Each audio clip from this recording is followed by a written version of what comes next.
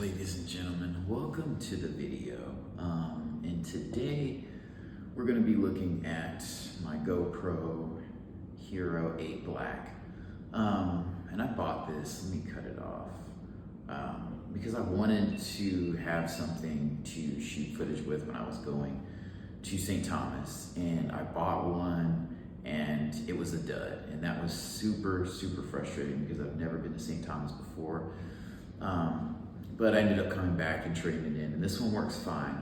And I just want to say off the bat, as you know, people talk crazy about these things, but they are good devices. If you don't get a dud, I haven't had any issues out of this one. It shoots very crisp video. All right, ladies and gentlemen, welcome to the video, and thank you for watching. In this clip, I have the GoPro out in its intended element, which is out in nature. And I'm walking around at a local park, and the ground is not very even. There's a lot of roots, there's a lot of rocks, there's a lot of twists and turns, and I'm going kind of slow in this clip. I'm not running, but it's definitely not a situation where I can stabilize the camera, and it's still taking very crispy footage. I'm going to say this ahead of time, spoiler alert. The battery life sucks. It does overheat, especially if you're doing like 4K 60, even 4K 30. This was a relatively cool day. It was like lower 50s, and it still started getting hot on me. It actually got hot when I was filming a clip in the local library when I was inside. You'll see that a little bit later, but starting off with the GoPro in its element is doing quite well. I don't know if this is 4K 30 or 60, but it's still very crispy, full frame footage. All right, ladies and gentlemen, welcome to a second clip with the GoPro Hero8. I will say that in this review, I'm not super scientific, one, and then two, this was over 6 months ago, so I do sincerely apologize. This is not going to be the most scientific review of this camera, so I will offer you some insights because of my folly with the GoPro. So number one is that the GoPro has several different modes. A lot of times when you see GoPro footage, you feel like you just pull it out the box, make sure it's charged, hit record, and you just go.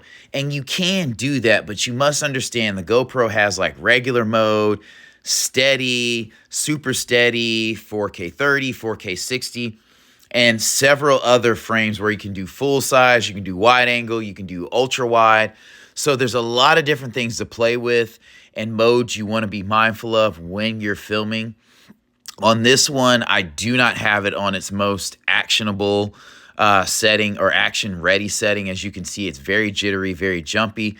But one thing to note about the GoPro is that it does very well. Even though there's a lot of jittering and jumping, this is a good camera to have because a normal phone or a normal camera would give you very like janky footage, like it wouldn't be able to focus, it would be very grainy. And if you notice, the lighting situation in this park is not great. So I'm walking in and out of shadows and shade and sunlight.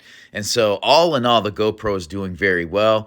And one thing that I would like to point out about the GoPro is that the focus is very good on the GoPro. And that's one of the standout things with this camera. So, you know, on a lot of cameras, you'll see jittering, shaking, and shimmying. But this footage, you could take this, kind of slow it down, especially if it's 60 frames per second, and kind of like pull something out of it, kind of polish the turd, if you will. But it's still doing pretty good in a mode that is intended for a little bit less action and shaking than I have it in. All right, folks, welcome to the third clip. And this is a difficult lighting condition. And there's one thing I'd like to point out before I get into this clip, and that is that the GoPro does have a fixed focus. So unlike other smartphone cameras and regular cameras where they have to use their computer brain just to kind of make sure the right thing is in focus at the right time, that is something that the GoPro forgoes in place of, you know, being super steady, able to, you know, with the ability to be pretty sharp when things get jittery and jumpy. So that's pretty cool. But this is a low lighting situation. I wanted to show this clip because it is an overcast day and I am in a glass room. And for a normal camera with autofocus and things like that, that could be a challenge. If the lighting was good, I would say this clip would be much, much better. But the GoPro doesn't do a bad job at this. So this is just a different scene, different setting. I am indoors. It looks like I'm sitting on a balcony, but I'm sitting in a glass room that, kind of faces the downtown area where I live. All right, and something else I forgot to mention is that I show this clip additionally because I want you to see what the GoPro looks like in low lighting. A lot of times you hear it is bad in low lighting, but does that mean the footage is not usable? It's super grainy. And in this clip, you can see it's definitely usable footage, and the part of the glass that has the most sunlight coming through, you can definitely see the buildings and make things out very clearly. But me, the subject in front of the camera, is a little bit darker. So if my clothing was like an aspect that I wanted you to see, that would be a problem. And you might not want to get a GoPro if that's the kind of lighting you're going to be shooting in. Switching things over to indoors, I will say, again, you want to be mindful that the GoPro has different aspects and like frame cuts it can do. So you can do, again, like regular, wide, super wide, and I think there may be another setting. Again, I'm sorry, this is not a super scientific review, but I am indoors in okay fluorescent lighting. Guys, all fluorescent lighting is not the same. So I kind of prefer, a couple bulbs out, fluorescent lighting. So in my offices at work, when fluorescent bulbs go out, I do not replace them just because I don't want that ultra bright lighting. But with this GoPro, it's going to be better to have that because it will make the clip that much better. It'll pick up more of the color and it won't be as shadowy because the GoPro does struggle, especially, when you put it at ultra wide, it's trying to take in a ton of light. And it's a very, very small, camera. So it's not like it doesn't have this massive lens or sensor where it can take in all this light and make like gold out of garbage. So please do keep that in mind. This is a pretty generic setting and scene. It does the action well. You can still make out who and what I am, what I'm wearing, all that kind of thing. But again, brighter lighting would be very, very much helpful in this scene. And fast it is, and you're operating on a very, very limited comprehension. And even if you did all the learning and you maxed out, your mental capacity, you still would only have a small understanding. All right, folks, and yet another overlooked aspect I want to kind of point out in this clip is that the audio in the GoPro is pretty good. I'm in a medium-sized room where there's a lot of opportunity for echo, and the mic on this GoPro is definitely usable.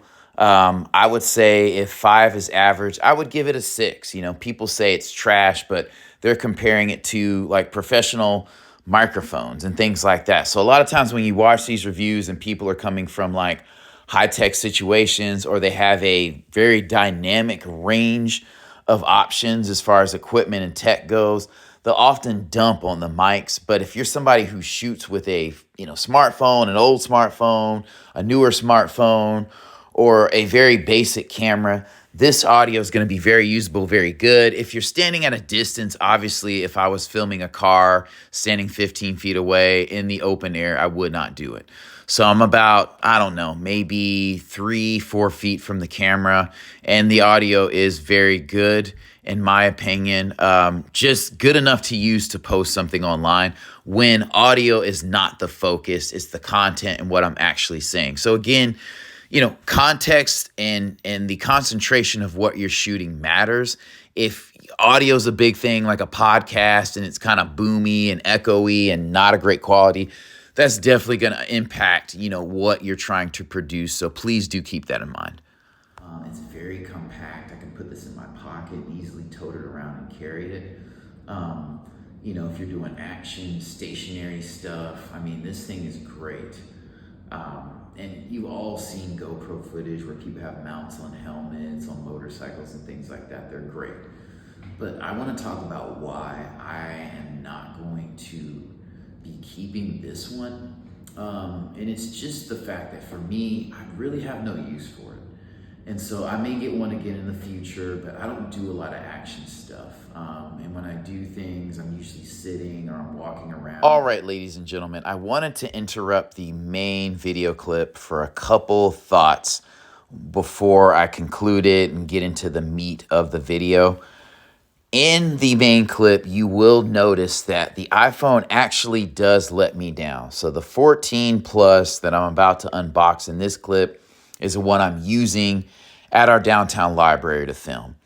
And so I want this to be kind of a teaching moment because this video is going to be definitely substance over satiating, flash and glossy, whatever.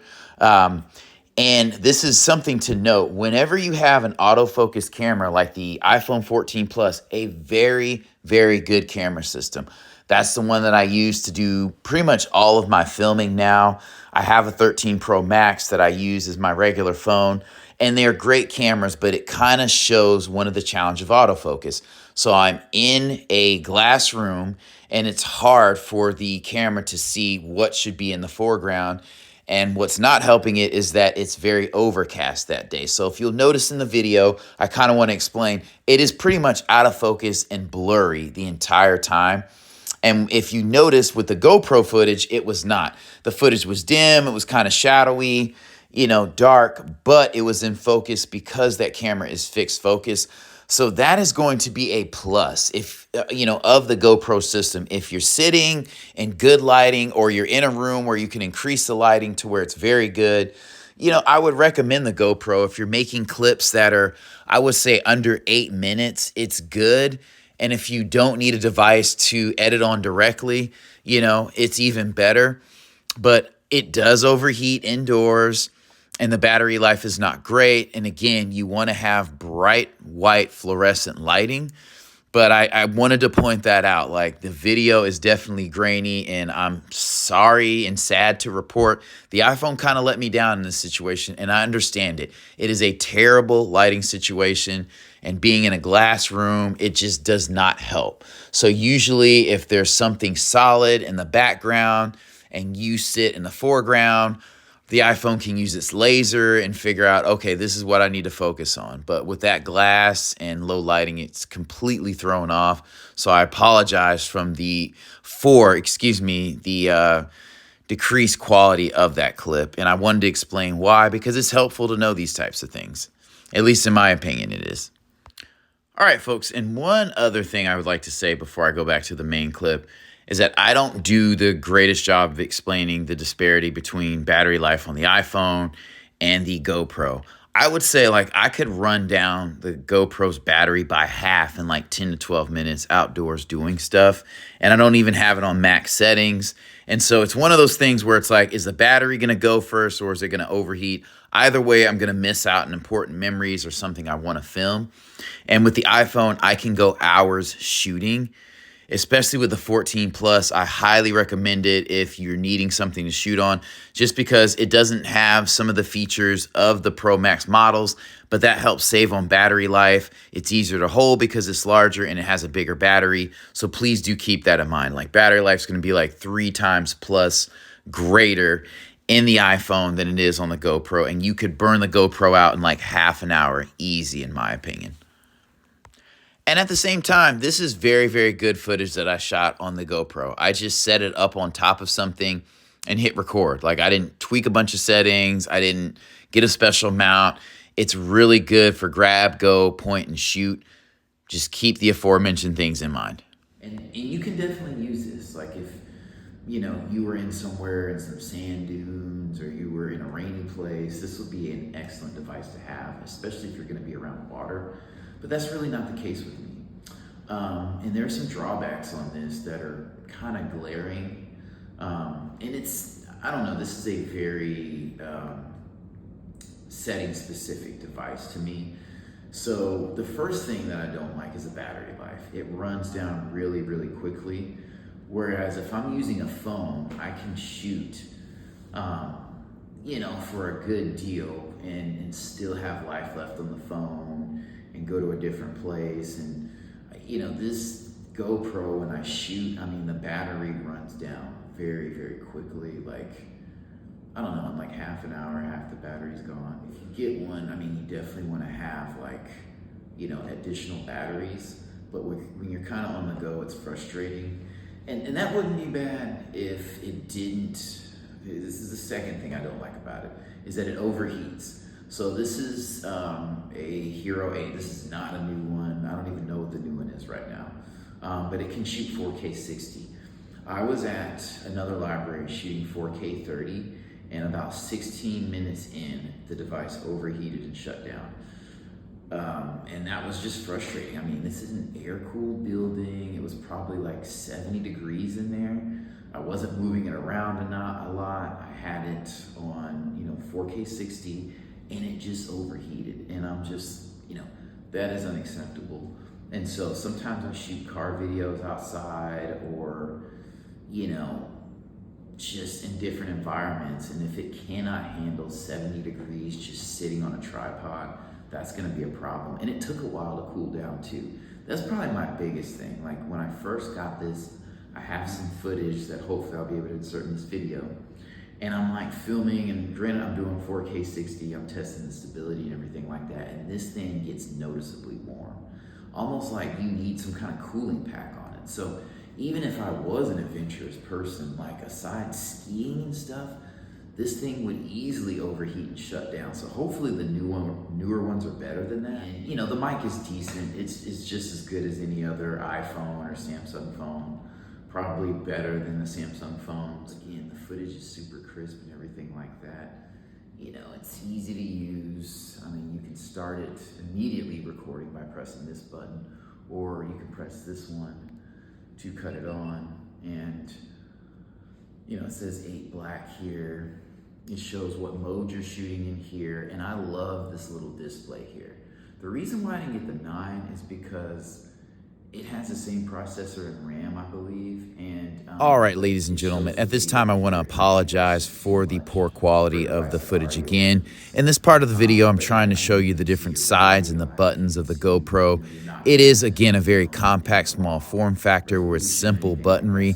There's a power button on the side, a record button on the top, and then on the back there's a digital viewfinder, and on the front there's a little screen. It's black and white, and it shows you what mode you're shooting on, kind of timer information, that kind of thing. And I love that. And in this clip, I also explained that I didn't get the Hero9 just because it had a video display on the front, so you could see what you're recording in real time. But it has the same RAM as a Hero8, and the reason that that kind of scared me is because I had heard that it crashed. You know, the Hero9 would crash. It's just a lot for that, you know, camera to be doing with an extra display. I don't need that complication. The thing already overheats, so that's kind of the why there. And lastly, I'll say that is one of the strengths of the GoPro, and you do not hear that a lot, is the layout of the buttons. So the record button at the top, you can just press it and the camera will come on and immediately start recording. And it's just super dope because if you're running late to a soccer game, or you're at some event you're trying to record or whatever, it boots up and starts recording really quick. Or you can just cut it on with the power button and kind of set your modes and kind of go from there. And you can also preset modes and name them. So that is also a very, very helpful feature. All right, ladies and gentlemen, I'm going to go ahead and wrap the video up with a voiceover just because this audio and content is not that great, and it's unfortunate. Like I said, it was a while ago. There's nothing I can do about that. I no longer have the camera. But all in all, I would say this is a very, very good device with a ton of capability. Some things I did not mention earlier is that it does have a touchscreen on the back, and it's very, very contrasty. It's easy to use, very straightforward. That's definitely a strength of the GoPro. There is also an app where you can have an app on your desktop, so where you can import and organize the footage and kind of save it that way. It kind of helps with that. You can also install the app on your phone, which is highly recommended because then you can use your phone as a control device and you can actually see what it's recording on the phone, and the phone can be like a large touchscreen control. And then on the app, you can also edit the footage. that way. And then you can also directly from the device live stream to Facebook and YouTube at 1080p. So that's pretty cool. I don't know how functional that is these days. This camera came out a couple years ago, but I believe it still works. It does have a GPS function, so you can utilize that to kind of see where you've been. Keep in mind that does take extra battery. It does cause the processor to run a little bit more, so those can be challenges on the battery overheating front. And I'm sorry I'm kind of jumping around on this, but with the camera, it also has a 4:3 format that you can record in. And so for all you Gen Zers and people who have never seen anything outside of widescreen format, that is just a taller aspect ratio. And I think it's important to note, because a lot of times we think of all things camera and recording in terms of filming a video, and it's like you're not filming for, you know, Pixar or National Geographic or Marvel. Sometimes you're sitting in front of the camera, and having a 4:3, a taller aspect ratio, is good because it keeps you in frame better. It looks a bit more balanced, so do keep that in mind. Circling back to the app, you can save footage and import footage to your phone from that app. So it's a really good thing to have, and you can control the mode that it's filming in, and it has modes like time lapse, night lapse, hyper lapse, all good things. So, you know, very, very dope. I love that. One thing I will say is that, like, when you do have the app on your phone, don't go like 100 feet away. Don't just set the camera down in the woods and run off. I would stay within 10 or 15 feet of the device, because the connection's not like super powerful. You know, it's not like a sat phone or anything like that. But yeah, those are just things that I've noted. And again, it wasn't the best fit for me. I will probably get another GoPro later this year, because I do see some utility in it and having it in your arsenal. But I would highly recommend and say it's probably not worth buying if you don't get a second battery. And then there's some accessories that definitely make it a bit more usable. So with that being said, I'm going to go ahead and wrap the video up. Like I said, I apologize. This was a bit of an informal reflections video on the GoPro. There are much more technical, longer videos that actually show the person on the device, so check those out. But thank you for watching. Have a great day.